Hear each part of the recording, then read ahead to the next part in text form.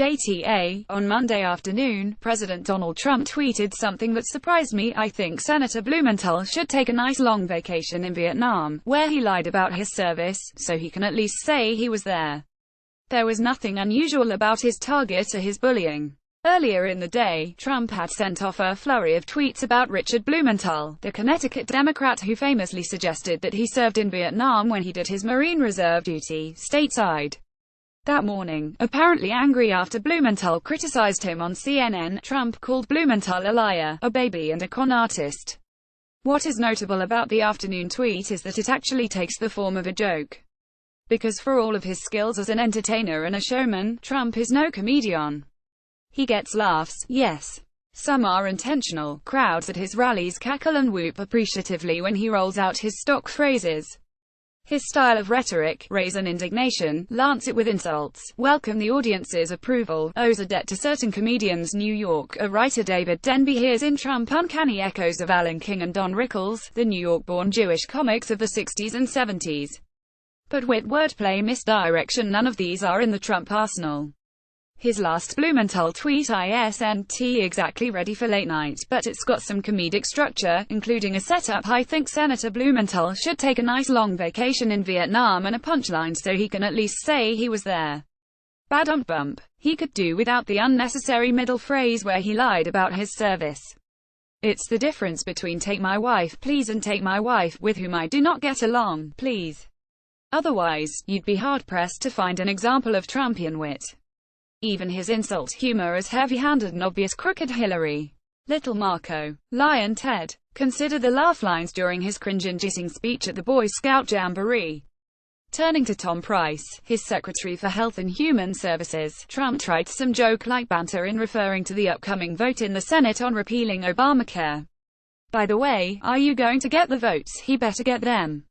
He better get them. Oh, he better. Otherwise they'll say, Tom, you're fired.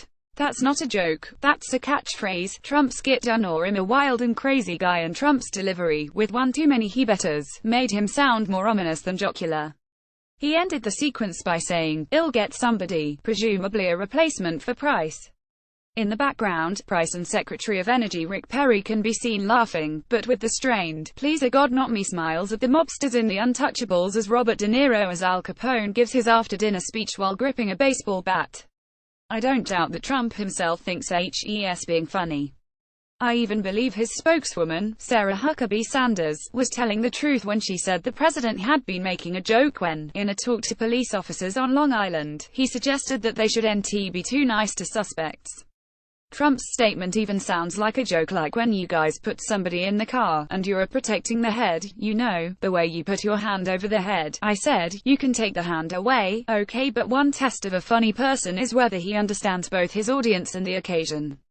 Maybe a comic at a club could get away with a joke about roughing up prisoners, but not a politician, and certainly not a president, and certainly not a president when allegations of police brutality are a current and searing topic of debate. Trump's cop joke wasn't just too soon. It was not ever. Trump also has the inept comedian's habit of ruining a joke by pressing too hard, like when he spoke to the Republican Jewish coalition back in 2015. I'm a negotiator like you folks. We are negotiators, Trump told the presumably moneyed audience. When that line, not a joke exactly, drew some appreciative laughter, he milked it. Is there anybody that doesn't renegotiate deals in this room? This room negotiates them, perhaps more than any other room I've ever spoken in. Hello is this thing on Trump's apotheosis as a joke teller came during the campaign, at the Al Smith dinner in October 2016. Trump starts out with a pretty good one-liner about his opponent. I wasn't really sure if Hillary was going to be here tonight because, I guess, you didn't send her invitation by email. Pointed, topical, cutting but not vicious. In other words, it didn't sound like Trump. It's when he started to sound more like himself, when he appeared to go off script, that the bipartisan audience began booing. We've learned so much from WikiLeaks, Trump said next. For example, Hillary believes that it is vital to deceive the people by having one public policy and a totally different policy in private. That's not a joke. That's a description of a joke, like, it was so hot today that I needed a metaphor to describe it. When the audience booed, Trump said, "That's okay, I don't know who they're angry at, Hillary, you or I for example, here she is tonight, in public, pretending not to hate Catholics." Again, audience, delivery, wit. Trump whiffed on all three. Too often Trump's speeches remind me of a wedding toast that goes off the rails. He's the best man, a father-in-law who feels he has to get some jokes in there, and whose lack of comedic talent is matched only by his unwavering confidence. Al Franken, the comedian turned junior senator of the great state of Minnesota, was asked recently if Donald Trump is funny. "I don't think he's funny at all," said Franken, a Democrat, "and I don't think he was just being partisan."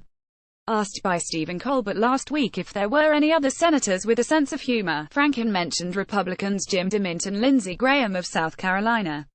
"What's striking," Franken told The New Yorker's David Remnick, "is that Trump himself is never seen laughing. The president," he said, "is like some fairy tale, where if someone can get the king to laugh they all get half the fortune and the daughter. Someone who can't enjoy a good joke is not going to tell one either." Franken laughs a lot. "I don't think it is necessary to have a comedian-in-chief, but Trump's singular lack of a sense of humor, and seeming inability to laugh at himself, strikes me as a clue to his polarizing presidency. A good joke or a smart turn of phrase, at your own expense or your opponent's, has a way of diffusing the opposition or lightening a situation. It can welcome an audience into your enterprise even if it isn't necessarily inclined to agree with you." Trump's style of humor, like his policy in too many tweets, plays directly to the people who already agree with, and enjoy, him in the first place. And it reveals a bullying comic's instinct to own the room by finding an easy target: a reporter with a disability, a woman with a facelift, a frail judge. Trump reminds me of the alpha male in school who was considered funny, a pisser, in my day mostly because you didn't dare not laugh at his jokes. In junior high school, it's the soul of wit to sneak up on a 7th grader and yank down his sweatpants. It's the bullies closer. But it doesn't make you Winston Churchill or even Don Rickles. Who knew it could make you President of the United States? Like us on Facebook, get our newsletter, follow us on Twitter.